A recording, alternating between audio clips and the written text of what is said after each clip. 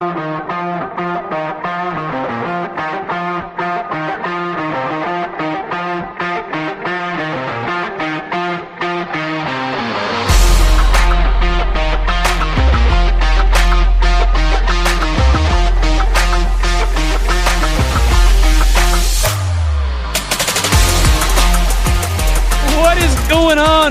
inside the Red Mile Rundown.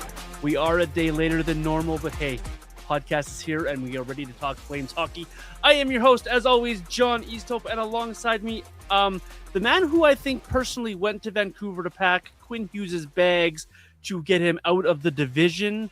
With me is always Robert Munich from Flames Nation. How was moving Mr. Hughes out of his apartment?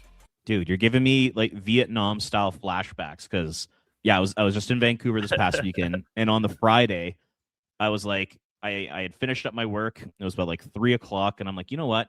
I'm gonna head over to Granville Island. I'm gonna pick up some ingredients, make like a really nice dinner for myself and my friends, and just have like a fantastic afternoon. So I'm at Granville Island, and all of a sudden, I get the Elliot Friedman tweet: Quinn Hughes is going to Minnesota. I'm not by my computer, and I just shit my pants. I'm just freaking out. So like I'm getting on the water taxi, like trying to get back to my friend's apartment as soon as I can. And oh man, thankfully we got a great social team here at the Nation Network, and they were able to help. But yeah, I was freaking out. I'm like, how Vancouver is that? You find out that Quinn Hughes gets traded when you're at Granville Island. I'm like, those are like the two most Vancouver things that could happen.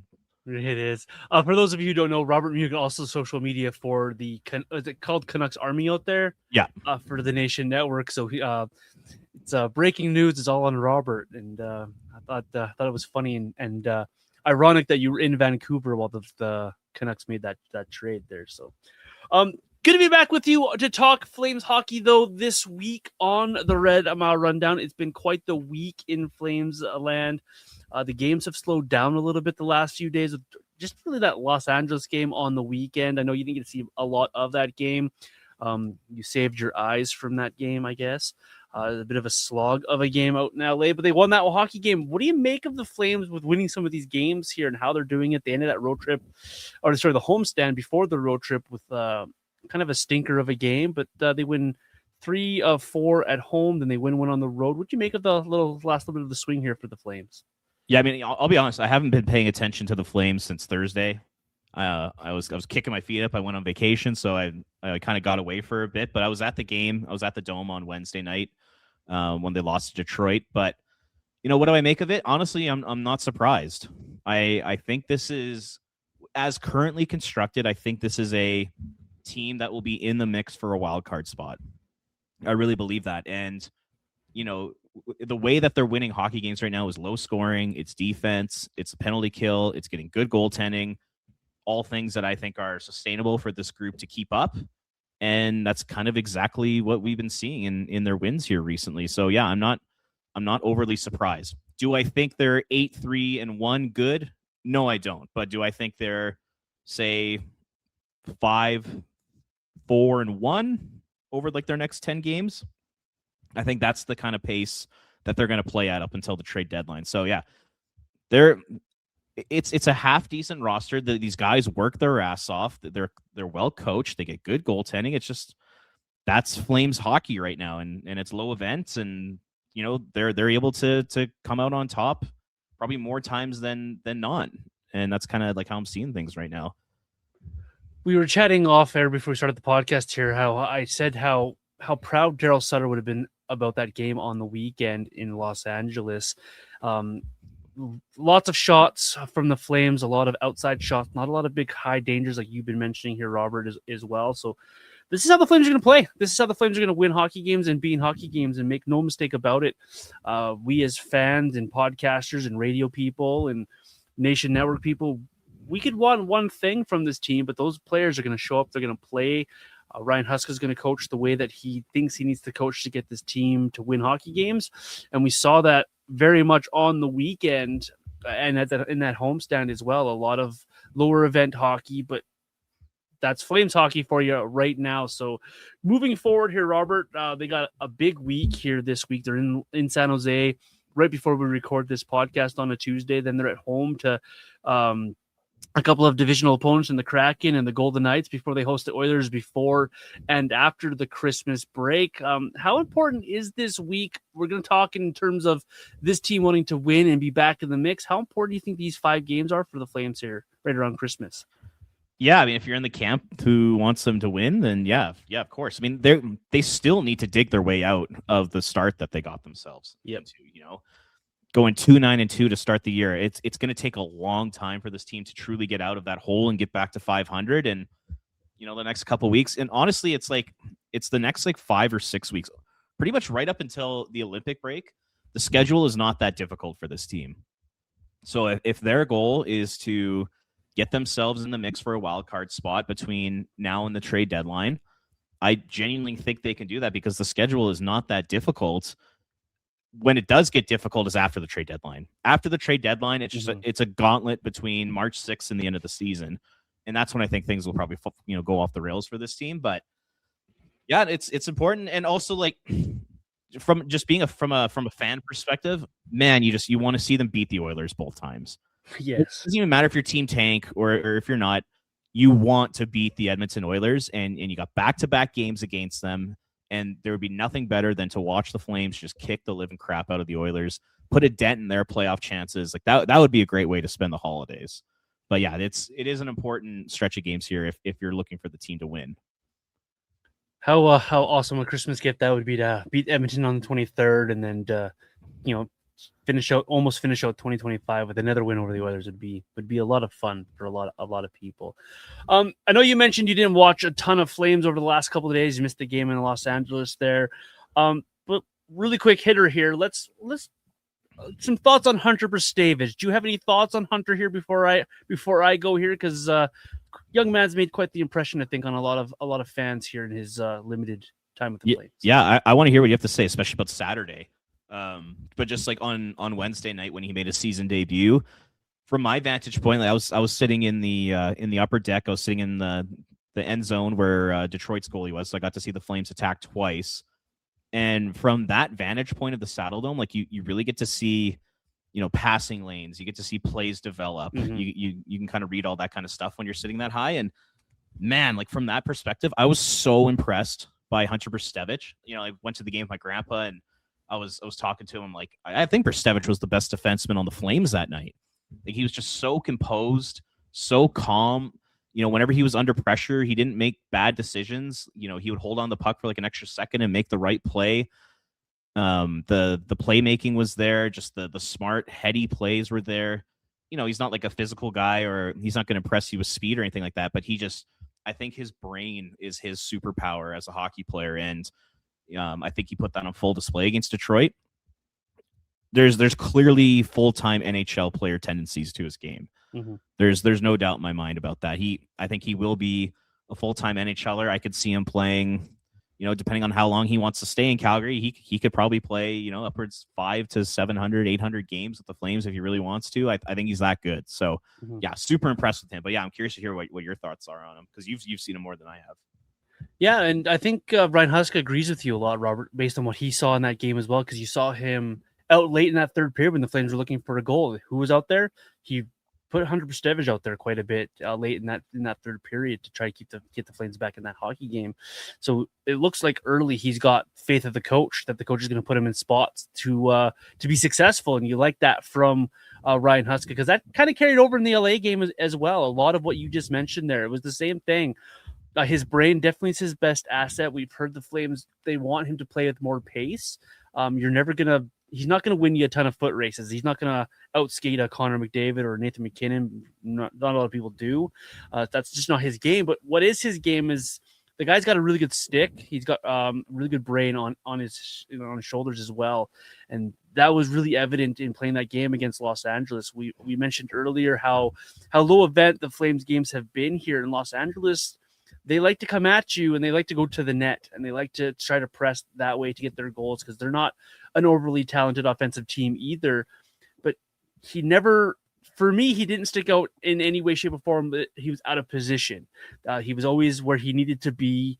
He was always doing what you wanted him to do, and he came as advertised. I think putting him with Hanley was a very smart coaching decision, a guy that is going to help cover up for the young defenseman, and you just allow him to play his game. The one thing I will say about Brzustewicz is he does still need to work on playing with that pace, moving that puck maybe just a little bit quicker in certain situations, like realizing that these forecheckers in the National Hockey League come at you a little quicker than they do in the AHL and especially the OHL.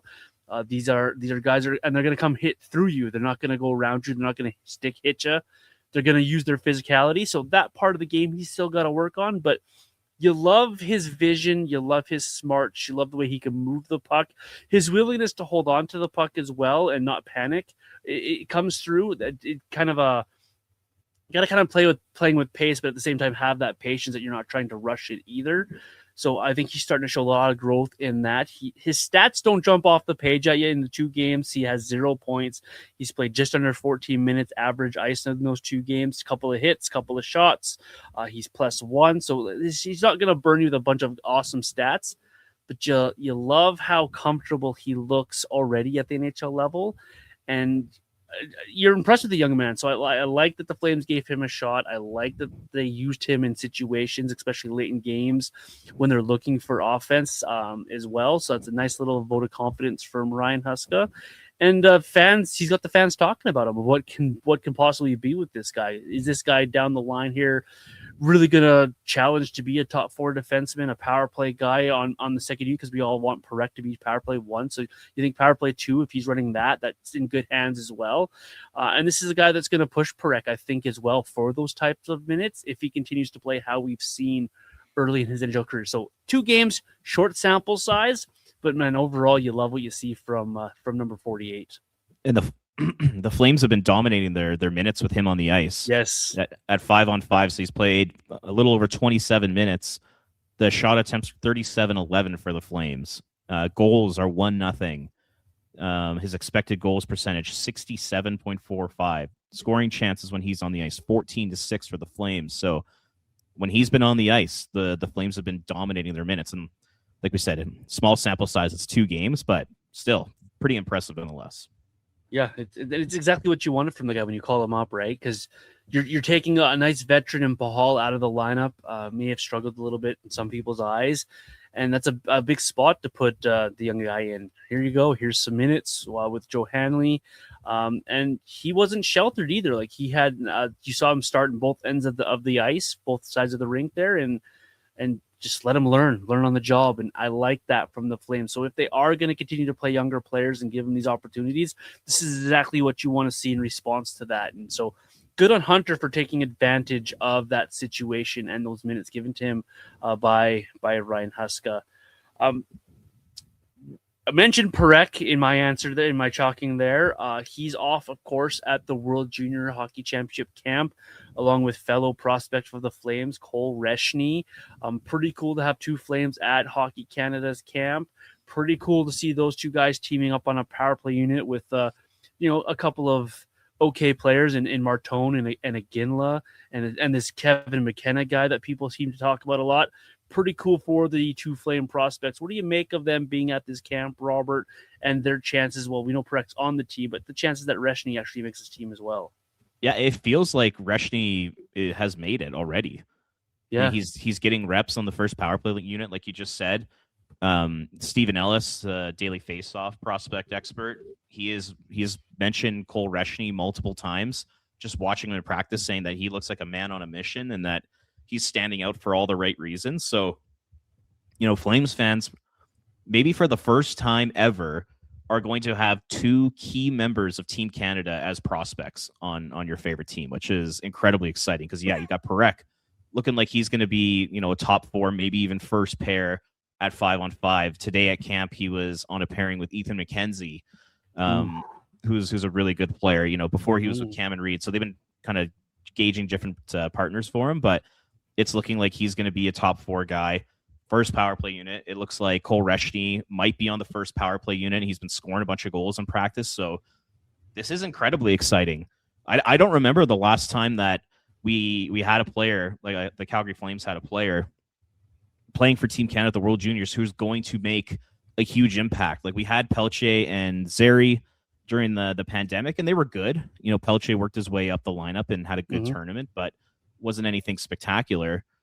It feels like now there's going to be a couple true difference makers on this team. So I can't wait for the tournament to start. I think it's going to be fantastic, and I'm really, really looking forward to see what Zane Parekh looks like with people his own age. I'm pumped to see Cole Reschny because I have not watched very much of him live at all. So I'm excited to see what he's all about. And yeah, I think it has the potential to be a great tournament. You know, Reschny was centering a line today with Carter Barron, Braden Coots, two really smart, skilled players from the WHL. So yeah, I think it's going to be great. I haven't been this excited for a World Junior probably since like the 2015 team that had Connor McDavid on it. I think that's the last time I was like this jacked up for a World Junior Championship. So I'm really excited to see what these boys can do. Yeah, me too. I think the last big impact that Flame you talk about would be like Dion Phaneuf. Got to go all the way back to that far, I think. Yeah. For a guy that was counted on to be what you think Zane Parech's going to be, and hopefully he is, and what Cole Reschny can potentially be. So it's super exciting. Don't forget Greg Nemish in 2009. Oh my gosh! Do you want to throw Leland Irving in there as well, or what? Yeah, exactly. Oh boy! Like you, I'm excited for this tournament. I love this tournament. It was hard to get up for this tournament for a couple of seasons there with the COVID and stuff. Like it kind of put a damper on the tournament, but having these Flame prospects in there makes you really excited. It is best on best. You're looking at how good US has.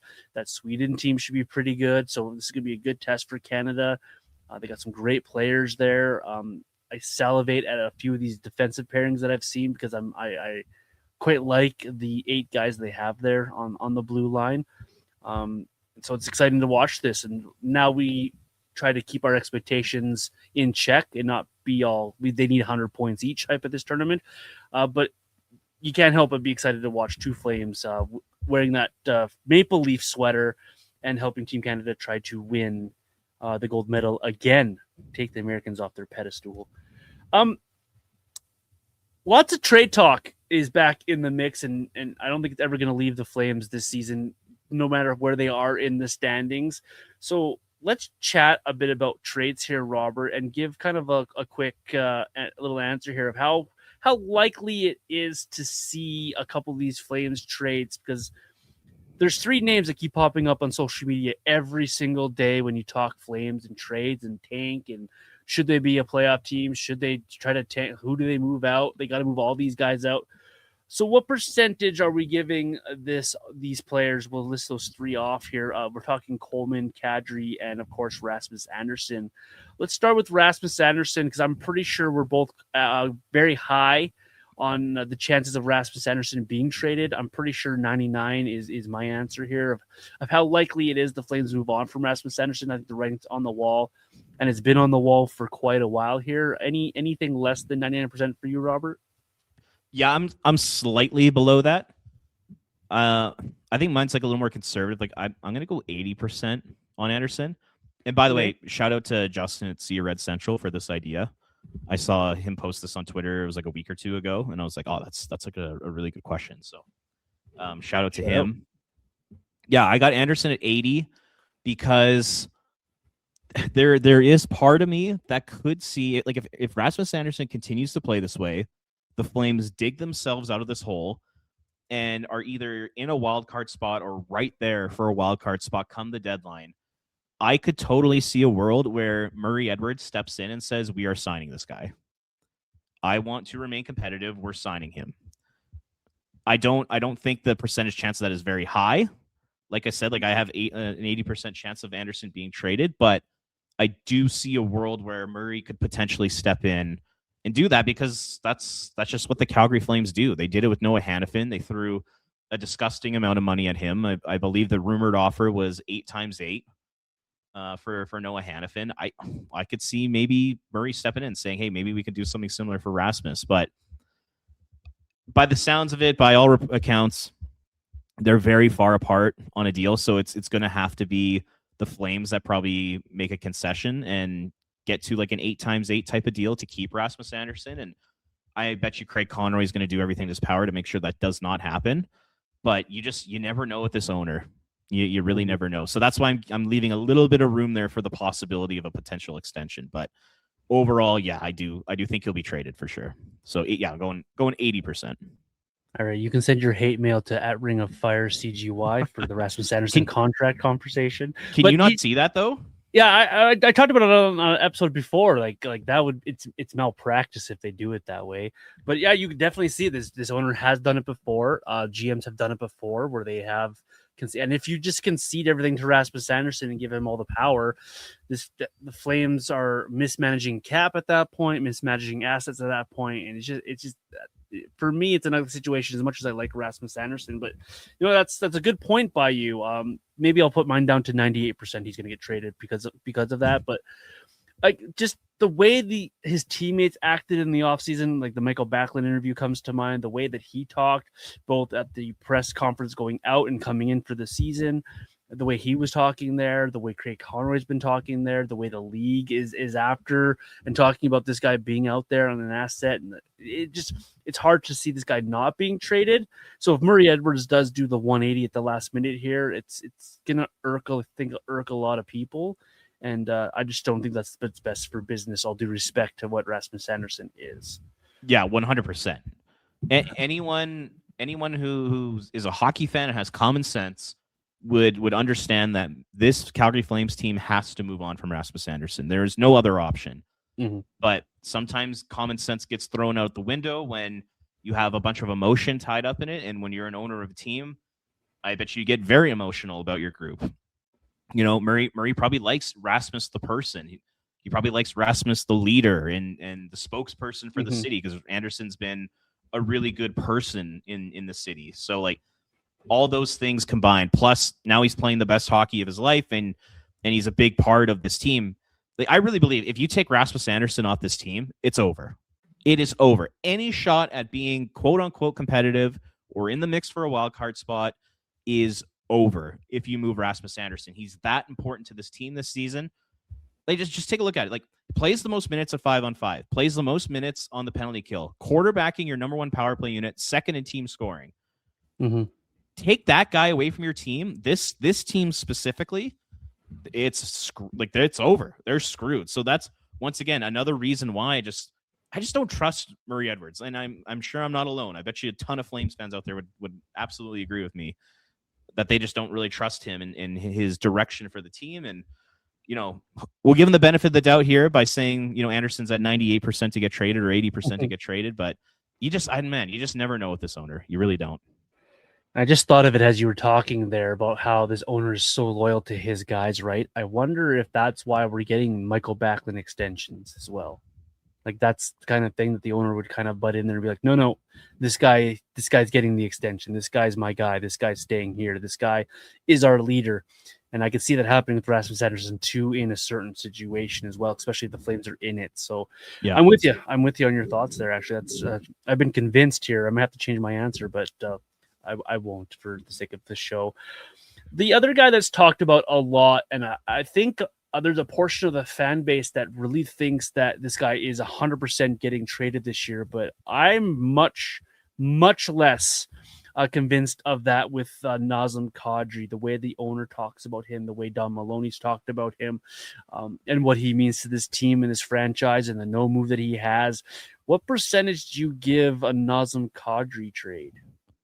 What do you have? I'm curious because you're saying you're going really low. I am going low. I'm going like 10%. I really am, because of how they talk about this guy and how important they think this guy is, and we need more Kadris, not less Kadris type of thing. Unless he goes to the Flames himself or has his representative go to the Flames and engage in these trade talks and is willing to move on his no move or whatever he's got going on there, and says he wants out, I don't know if the Flames are going to trade this guy. I really don't.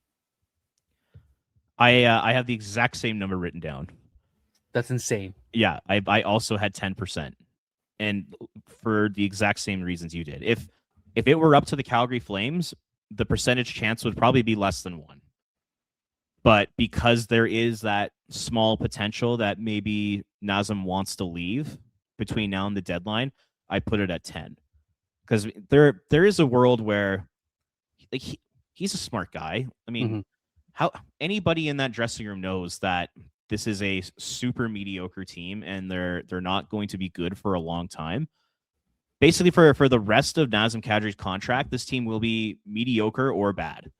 They will never be a truly good hockey team for this year as well as the next 3 years. So Nazem's going to see that, and one of these days he will ask to be moved. I don't know if it'll be this year. That's why I have it kind of like at 10%, but I don't see him staying with this team long term. If you're in his position, you're turning 36 next year. You only have 3 years left on your contract. You know, your time in the NHL is coming to an end soon. You know, don't you want to be somewhere where you can win? Like, you don't want to be stuck in you know, the mushy middle here in Calgary, you know, despite, you know, some good young players, and you're moving into a new building. There's lots of good things going on here, but you know, over the next 3 years, they're not competing for a Stanley Cup. And with how much money he makes and with the cap rising, all of a sudden a bunch of teams now can take on that salary a lot easier than they could have in the past. And, you know, his trade protection is pretty limited now. So now the Flames can work with a bunch of teams. It makes nothing but sense to move on from him at some point here. Like I said, I don't know if it's this year specifically, just because of all the reasons you laid out, but I think at some point it's going to happen, right? It has to. And I think this is a situation where I think the Flames are going to wait too long. We've seen this before, where the Flames wait just a little bit too long to move on from a guy. I'm with a lot of fans out there that if it was up to me right now, I wouldn't care about his partial trade protection right now.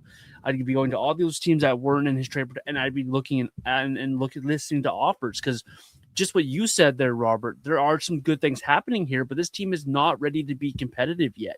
Even if they claw back into that mushy middle this year and are in the wild card chase, quote unquote, in the chase, I don't think it's good enough. You can't be good enough. You can't be satisfied with that as an organization, as much as Murray Edwards seems to be okay with it, as the owner of this franchise. So I don't think it's going to happen, and I don't think the Flames are going to be the ones to start those conversations, because that's how they've worked in the past. That's how they are, and the way they talk about Nazem Kadri.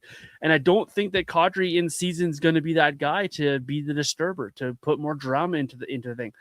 So if he even asks for a trade, I think that's an off-season type of thing. So I don't even know if we're going to see it in the season, Nazem Kadri saying, hey, I'd like to be moved. I think it's more after the season's over, he has a conversation with Craig Conroy.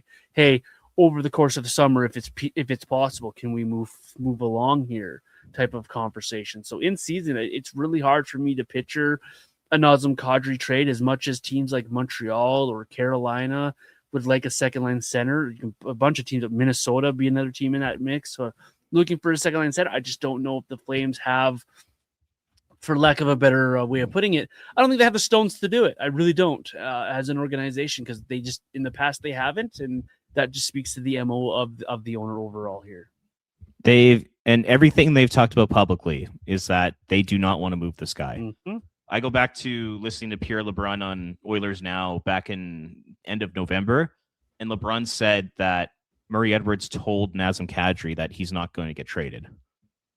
So like that, when you have the owner who's that steadfast on keeping somebody, then it's going to come down to Nazem, who's going to have to make the decision, not the Flames, even though the Flames should have already made that decision to put Nazem Kadri on the trading block and shop him between now and the deadline. That should have already been done, but it doesn't sound like it has been, and that's insane to me. But that's the situation that this team is in right now.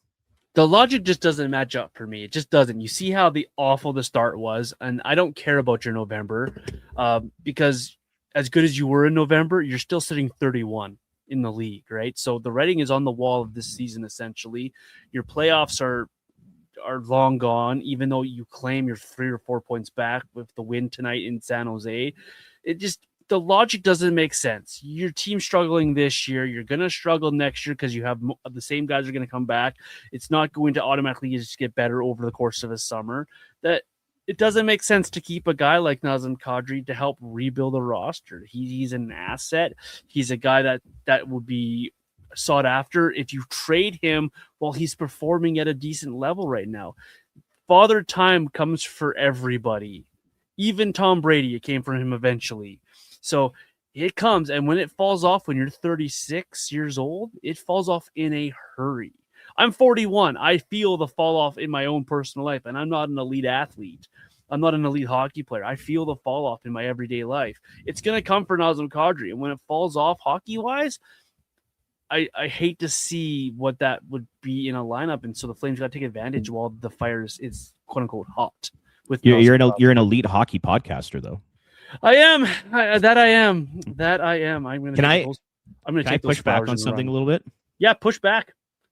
I've been hearing like a lot of that lately from Flames fans saying, you know, they've gone on this 8-3-1 run here, and yet they're still in 31st. But essentially what they've done here over the last number of games, last 12 to 15 games, is that they basically got themselves out of that terrible start. Now it's almost like they're starting the season from fresh right now.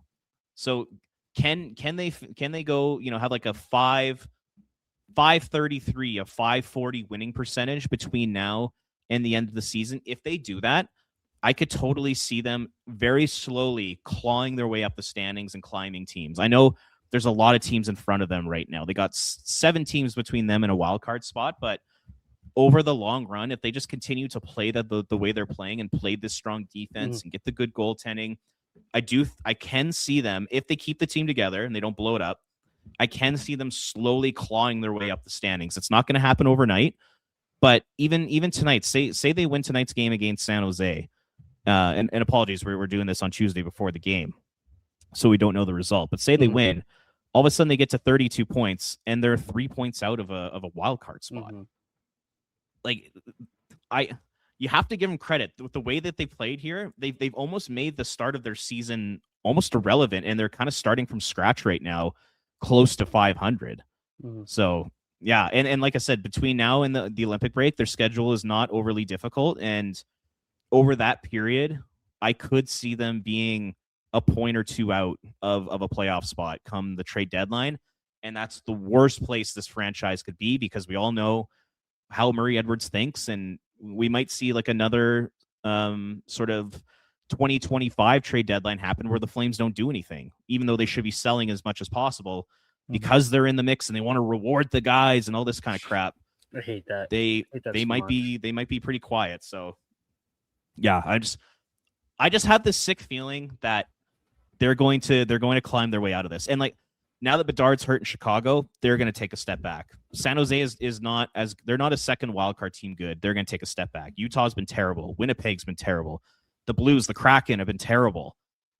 I could see the Flames jumping a lot of those teams. I may sound insane and people might think I'm crazy for saying that, but that's just kind of how I see the rest of the season playing out here, at least until the deadline before they potentially move a veteran or two. As Robert was talking there, I was looking over these standings and looking over some of these situations, and I don't like Robert right now. The Blackhawks are going to struggle because Nazar's also out, so they lost both their top 2 centers are both gone for a bit here. Kraken have lost 8 of 9 games, so they're doing their best. Vancouver's throwing in the towel, so they're in the rearview mirror. Winnipeg, they got Hellebuck back, so maybe they correct themselves a little bit. But the Mammoth, like you mentioned, they've been coming back down to. Sharks are coming back down to. The Blues are awful. So what Robert painted there as a picture is definitely plausible. And the way the Flames have been playing lately, if they can keep playing at that 550, 560 level, like we've seen here, it is very possible if these other teams continue to struggle around them. Gross. Yeah, like the West sucks, right? Yeah, that's murky middle stuff right there. The West is 3 good teams in the Central, Vegas and Anaheim in the Pacific, and then just a bunch of dog shit in between. and the Flames, I mean, they're in the mix of every team between them and, let's say, 3rd in the Pacific Division. They're in that range. There's no, like, Vancouver might be a truly awful team and Nashville might, but like there's no like truly like San Jose level bad where they're getting like 45 points or Chicago bad. And because of that, I think the Flames are just going to stay in that mushy middle and that be quote unquote competitive and be right there for a playoff spot come the deadline. And we'll see what happens post trade deadline. Cause like I said, the schedule is a gauntlet after that. And if you remove a Rasmus Anderson from this team, I think they're in trouble. But between now and the deadline, I genuinely see them being, a competitive team, which they should be trying to bottom out, but they refuse to do so. The Flames could be that team that is the new San Jose if they make the trade of those two guys and also trade one Blake Coleman. Um, Interested to see where you go with Blake Coleman in this conversation because this is a guy that I could see about, I don't know, 31 other teams, well, maybe 30 other teams. I don't know if Vancouver wants him, but this is a guy who shows up. This is a guy who plays the right way. This is a guy who scores more goals than you think he scores. This is a guy who kills penalties. This is a guy that's counted on in all situations for the Flames. This is a guy who is very loyal to his line mates and to his teammates, and he sticks up for them in the lineup. This guy should be highly sought after, and I think if the Flames would seriously shop him around and ask for them, they could get themselves a first-round plus for a guy like Blake Coleman. And I really think that that's an avenue the Flames should go down. Not because I don't like Blake Coleman. I just raved about him. I love Blake Coleman. But for him, for the Flames, for hockey, it just makes sense to trade this guy. I just don't know, again, if the Flames have the stones to make that move. How likely is a Blake Coleman trade for you, Robert? I'll also go 10%, just like I did with Kadri. And basically for all the exact same reasons. And like you outlined, I don't know if they have the balls to do it. I don't know if they have the foresight to do it because he's not on the last year of his contract.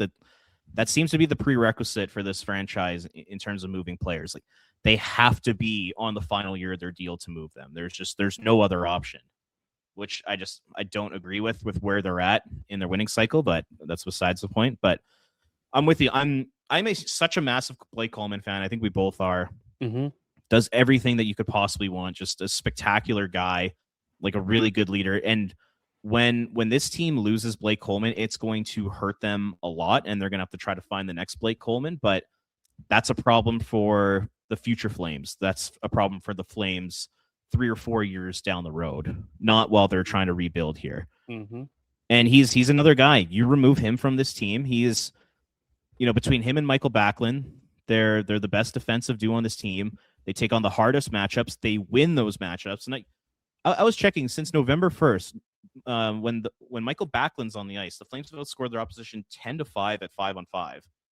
And Michael Backlund's doing that, basically taking every single face-off in the defensive zone. He never starts in the offensive zone.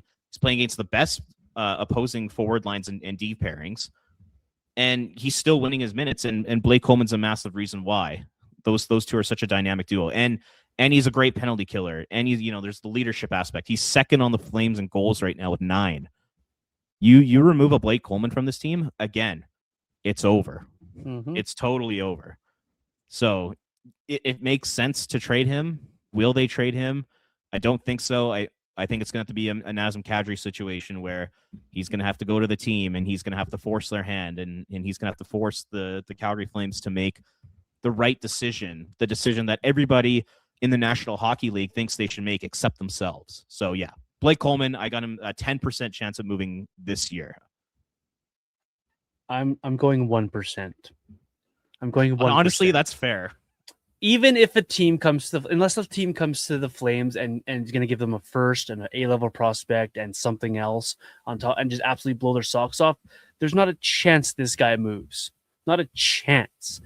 And for a couple of things, we see the Flames hold on to players longer than they should. You talked about the contracts there, the value that they see in their lineup and what he does to Backlund. I think if you trade Coleman, Backlund falls off as much as we enjoy Backlund and what he brings to the lineup.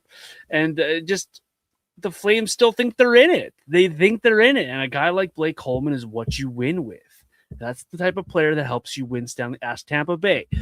So I think the trading of Blake Coleman is on your PlayStation or your Xbox, wherever you like to play, type of move. If you're rebuilding the Flames on those, like I am, that's the type of move you make. You trade that kind of guy out. It makes sense hockey-wise when you're trying to rebuild to move on from a player like Blake Coleman because the value you can get back for him makes sense for a rebuild. So unless the Flames actively say they're going to rebuild and they're going to try to bottom out and they're going to be a bad team for 2 or 3 seasons here to get these high-end prospects high in the draft, I think Blake Coleman's going to be right there alongside Michael Backlund to the bitter end until that contract runs out. And I think that's just how the Flames are going to live with it. I think they're very content with Blake running out of that contract as a member of the Flames, because that's just the MO of this franchise. It has been since Murray Edwards took over. Just he loves to hold on to his guys, and I think Blake Coleman fits in that category as well. I love Blake Coleman. I'd love him to be a Flame and be that guy to help teach these younger players along. But asset management wise, it just makes too much sense and logic to not to trade this guy. You have to trade. Like I would have to trade this guy if you're talking asset management, just because of the value he would bring back for you. So I'm racking my brain right now, and I'm trying to go back. Let's say to like around 2010. That's when I really started to like follow this team super closely.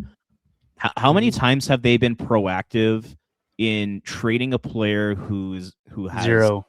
established value, who has multiple years left on their contract? I cannot think of one. The only guy I can think of right now is Jacob Markstrom. Okay, because he had 2 years left. But didn't he ask out? But he forced his way out. Yeah. And it had Jacob Markstrom not essentially demanded a trade, I wonder if he would be with the Flames last year. I don't think he'd be with them this year, but I wonder if he would have been with them last year, and they would have like cut bait with Dan Vladar or kept Wolf in the minors. Mm-hmm. But aside from that, like just going back, Jay Bouwmeester, 1 year left on his deal, or sorry, like pending UFA. Jerome McGinley, pending UFA. Mm-hmm. Guys like Glenn Cross, Hoodler, Russell, Tanev, Hanifin, Lindholm, Zadorov, all those guys, they were all pending UFAs. This team they never have the foresight to trade somebody at the peak of their value.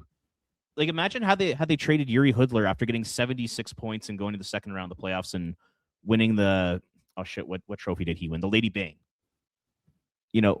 Yeah. Think of the return they could have got for him then. Instead, they have to settle for like a second round pick, but they probably could have got a first plus. Mm-hmm.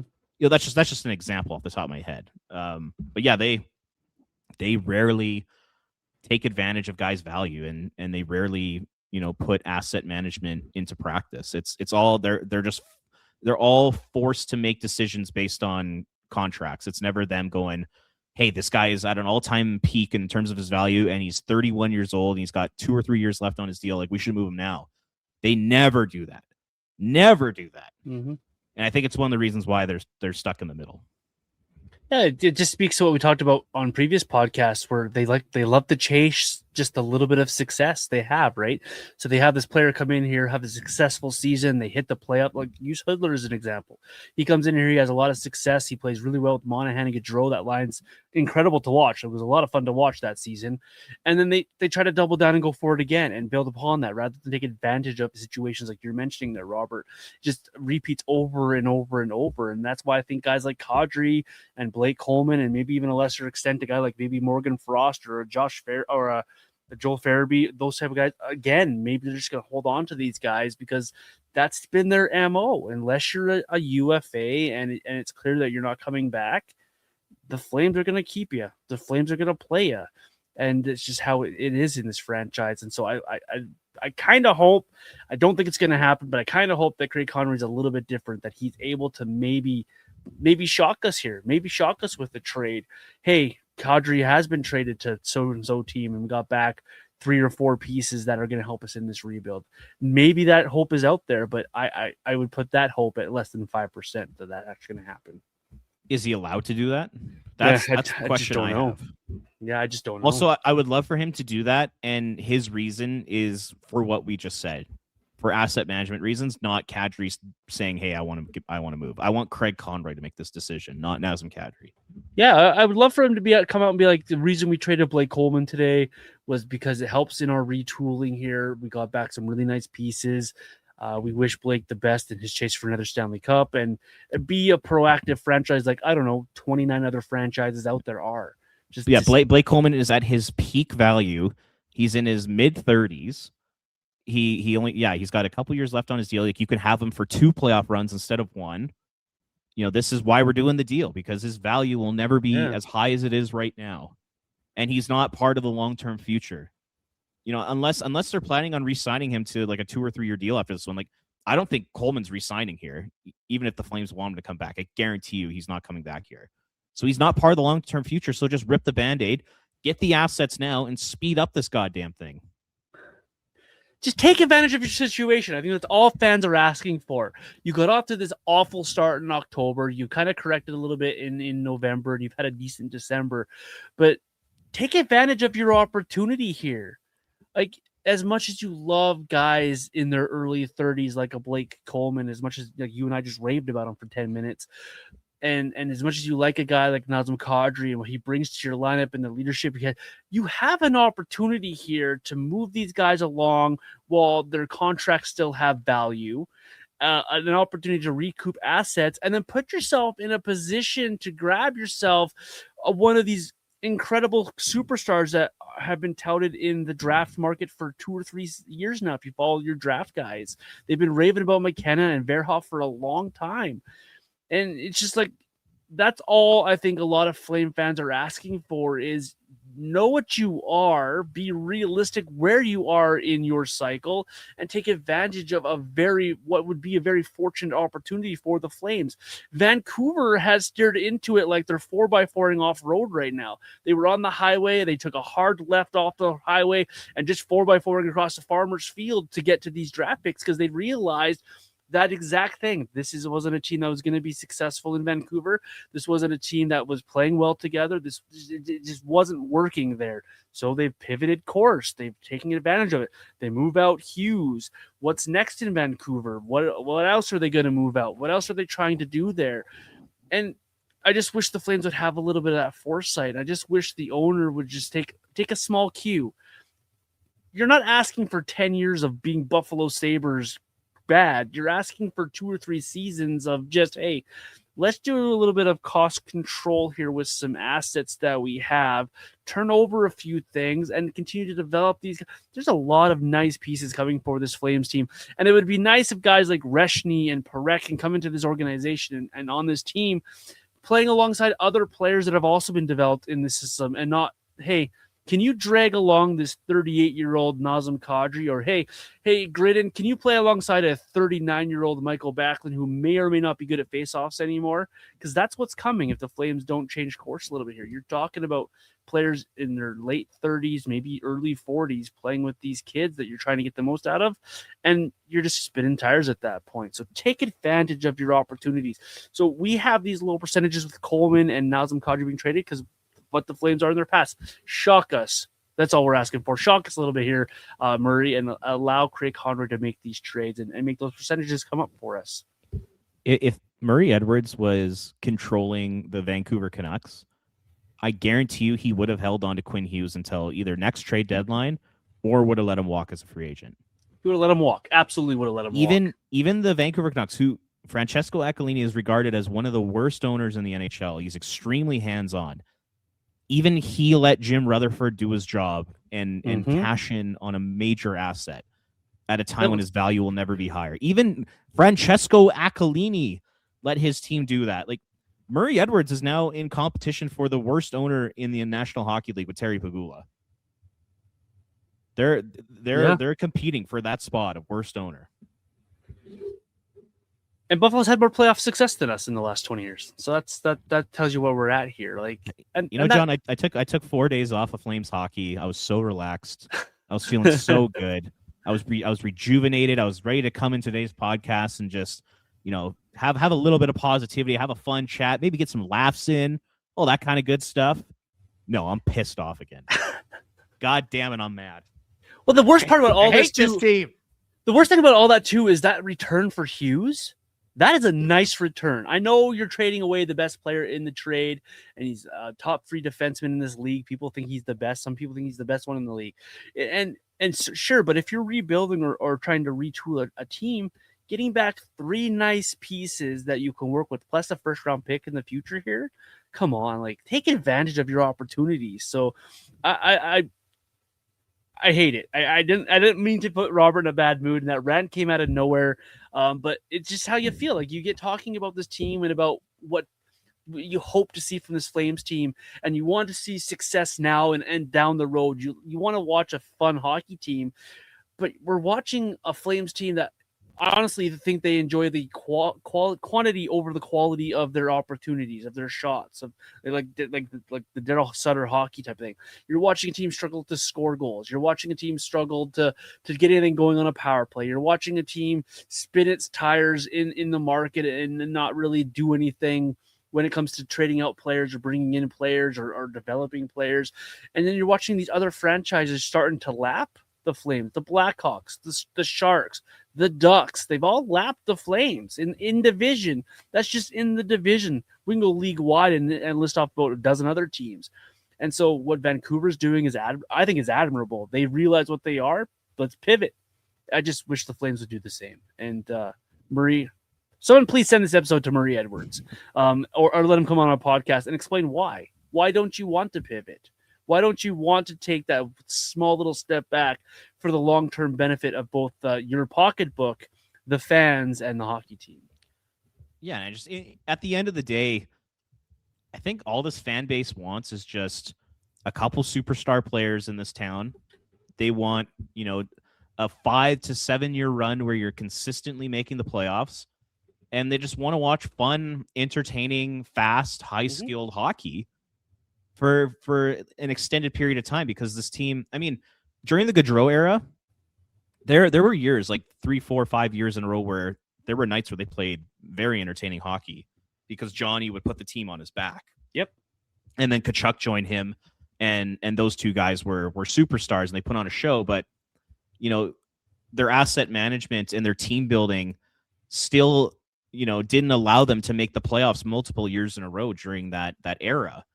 And I just think all fans want is just smart decision making, a plan, sticking to that plan, and then having sustained success for literally all they're asking for is like a 5 to 7 year run where you make the playoffs every year. Maybe there's a year you don't make it just because that's just what happens. But you're a legit cup contender for 3 or 4 of those years, and you win, say, 5 or 6 playoff rounds. That's all they're asking for.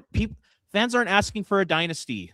Mm-hmm. They're not asking for 3 Stanley Cups. I think fans understand that with a 32 team league and a salary cap, it's impossible to be a dynasty now. Almost all fans want is just a little period of sustained success, some superstar players, some entertaining, fun, high-skilled hockey, and a plan to stick to it. And just, I think that's all they're asking for. I don't think it's asking for too much, John.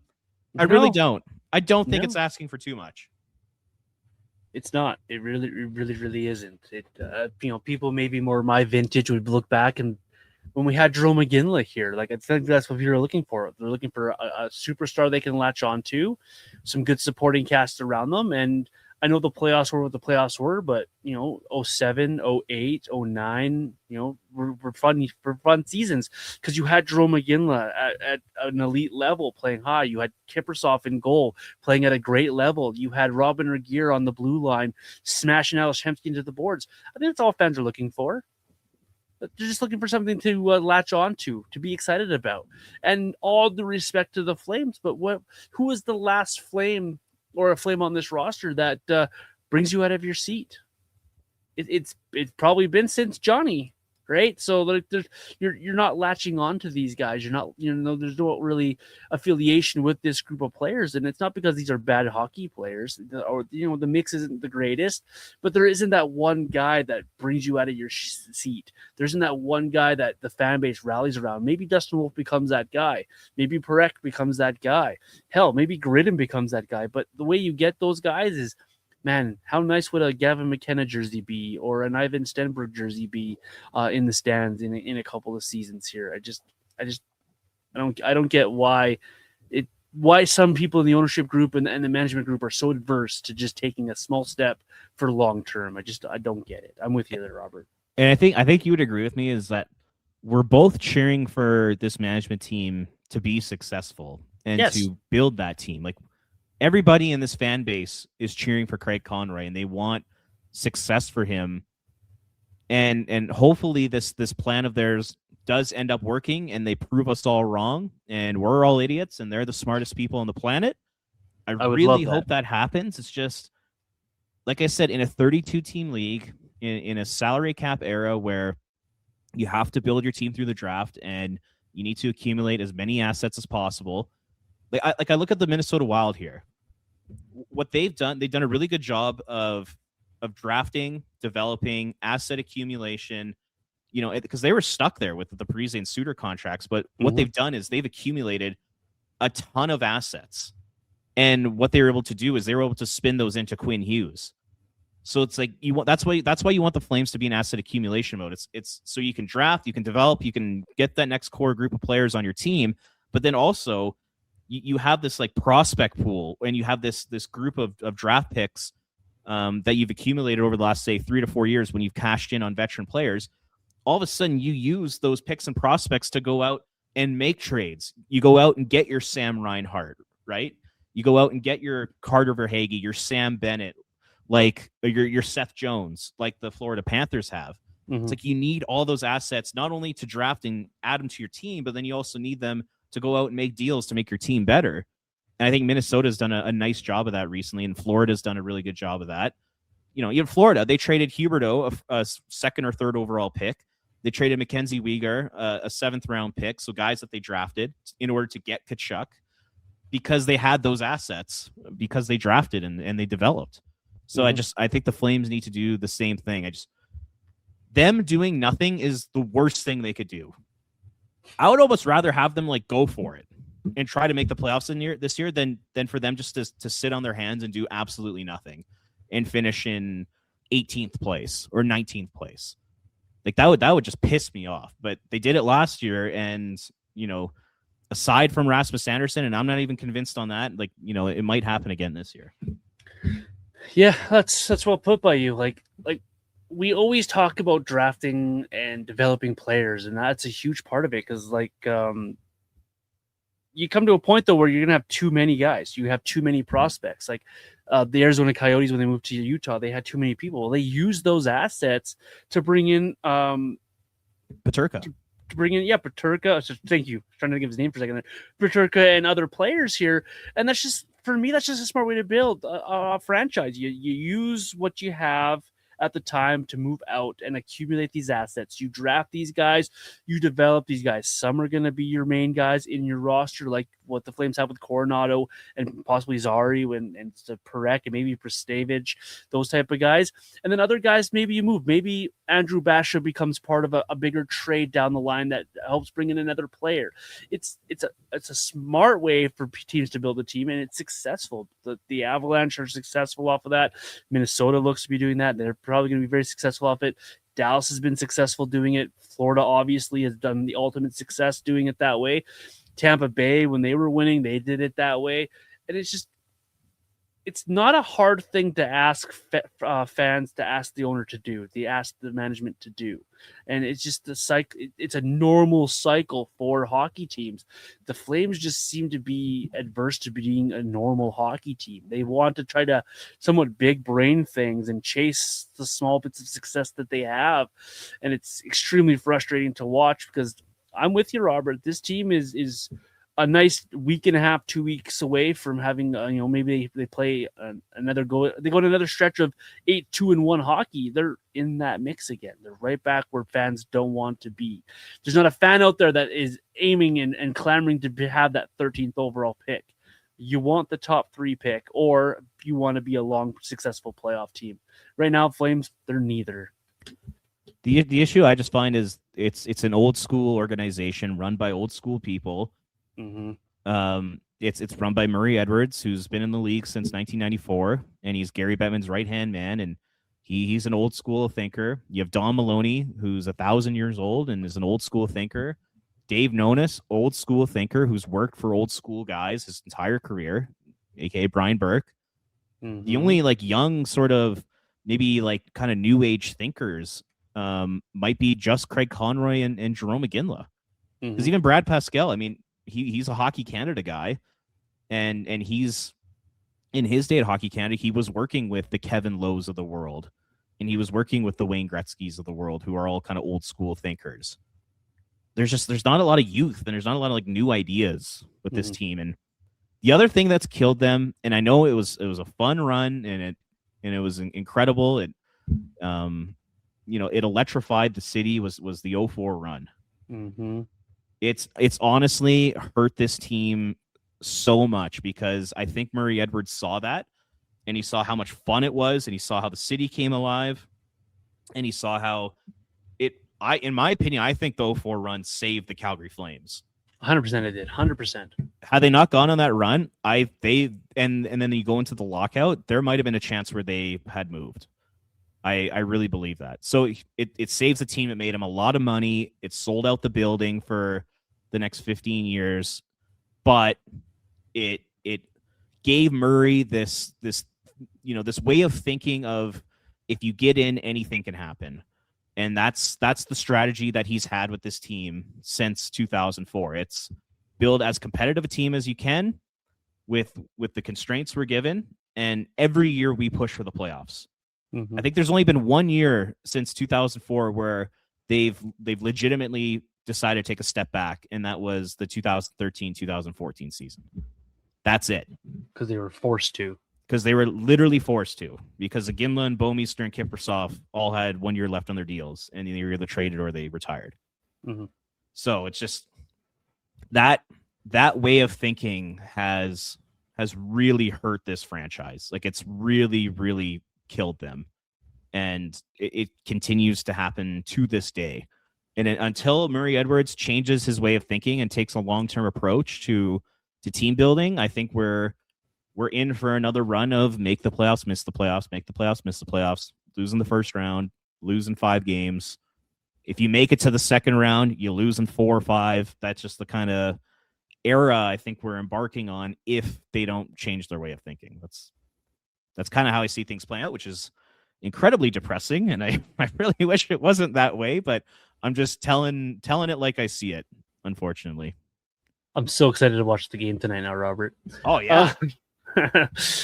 It's, and I don't keep harping on things because, you know, people have heard the conversations before, but it is disheartening because I grew up in my vintage. We grew up with the Young Guns, the first era of Young Guns, and we went through the Val Burés and the Derek Morris things, and we were young then, so we enjoyed it. Like, we enjoyed watching those players because it was cool, right? The Young Guns were cool, and they marketed that Young Guns team to the fans, but if you really go back and you think about those teams and how destitute that organization got before they caught some magic with Jerome Iginla and the 04 run, it really is short-sighted by Murray Edwards to think that one season is the path to success because they caught fire once.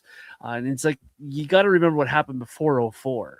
You got to remember how bad it was. There was many people in the media talking about Houston and the Flames maybe moving, or the losing of the team, or the Save the Flame lottery thing they had back in the day. It's just like, you would think that the owner of the team at the time would think, hey, that was a great season, but is it sustainable? And he just thinks, and it just feels so short-sighted to think that that's a sustainable way to win at hockey. And I know teams have won Stanley Cups coming out of the 8th, 7th seed, 6th seed in the past, but it's not a sustainable long-term way to run a franchise and to be a successful franchise. Successful franchises are ones that are able to build and are able to be honest with what they are as a team, and know when to take a step back and know when to floor it. And until Murray Edwards changes his thinking, I think you're spot on there, Robert. I think we might get the playoffs in a couple of seasons, and then we're out for a couple of seasons. And I think it might take a Young Guns 2.0 type of run where it really puts a damper in his pocketbook for him to maybe change his thinking. And as a fan, you hate thinking it that way. You hate thinking about another Young Guns era, a Young Guns 2.0 era. When I'm in my 40s, doesn't sound like a lot of fun to watch. And at the same time, it feels like that's exactly where you're headed, because that's how Murray Edwards is running things. And I don't see this Flames team squeaking in as the 8th seed and going on a 3 or 4 rounds of playoff run. And I just don't understand how Murray can think that way. It's depressing to think about. Yeah, and I just think fans, like, they want at least, like, I'm talking like the new generation of fans, the fans that weren't around for 1989. I think we just want one Stanley Cup in our lifetime. I think a lot of fans understand that in Western Canada, like a market like Calgary, you're not going to have like a ton of sustained success. Like it's just not really going to happen being in a small market unless you're run brilliantly, but the Flames aren't. So I just think fans, they want a Stanley Cup. And with the league now looking to expand to 34, maybe even 36 teams one day, and a salary cap and a lack of talent, like it's so hard to win in the NHL. And I just think fans think that if the team goes down a route where they bottom out and they can pick in the top 3 for maybe 2 or 3 years, all of a sudden you can build that elite core group of players that you need to win in a 32 team league. And I just don't know if they can do that if they continue to pick anywhere from 8 to 15 in the first round. It's so hard to do that because all the elite players are picked in the top 5, mostly in the top 3. So I just think fans understand that. Fans are smart. Fans look around the NHL and they see how other teams are built, how Stanley Cup champions are built, and the Flames aren't doing that because they think it's fantasy world. They think it's a fantasy to draft a player first overall and win a Stanley Cup, which is the most ludicrous thing I've ever heard in my entire life. And Don Maloney should be fired for that comment alone. But yeah, I just don't think fans see the path to sustained success. I don't think they see a path to a Stanley Cup, and that's why they're so frustrated. And I don't blame them. You and I are right there with everybody else. So once again, we're cheering for things to go well. We want this plan to work, even though we're skeptical of it. If it works, then amazing. But it just doesn't feel like it's the smart way to go about things. But man, I cannot wait to watch Morgan Frost and Joel Farabee tonight. And I'm excited to welcome in the 13th overall pick in June. There's going to be a hell of a player that we're gonna love. I think that's going to do it for us here on the show this week, Robert, unless you have anything else to add to the show. If not, let these people know what's coming up from you on flamesnation.ca and where they can find your work. We were going to do 3 predictions for the rest of the year, but we just went on this huge rant here about the future of the team, which is sometimes the conversation goes away. Yeah. And you know what? It was good. That was a great conversation. I really hope people liked it. I hope people listened to the whole thing. But maybe we'll do our 3 predictions for another episode. But actually, I have an article coming out tomorrow on flamesnation.ca about that. So be on the lookout for my 3 predictions. 3 predictions. We'll definitely get to those as well on the show. He is Robert Munich at Ring of Fire, CGY across social media. I'm Vintage Johnny 84. And of course, as always, this show, Red Mile Rundown, available wherever you get your podcasts. We appreciate the downloads, the listens, and anyone who has subscribed to any of our platforms. Thank you so much for making us a part of your rotation. Don't be like Robert and I. Actually enjoy the games this week. We got some good matchups coming for the Flames, and we'll speak to you next week on the show here on the Red Mile Rundown. Enjoy the hockey and have a great week.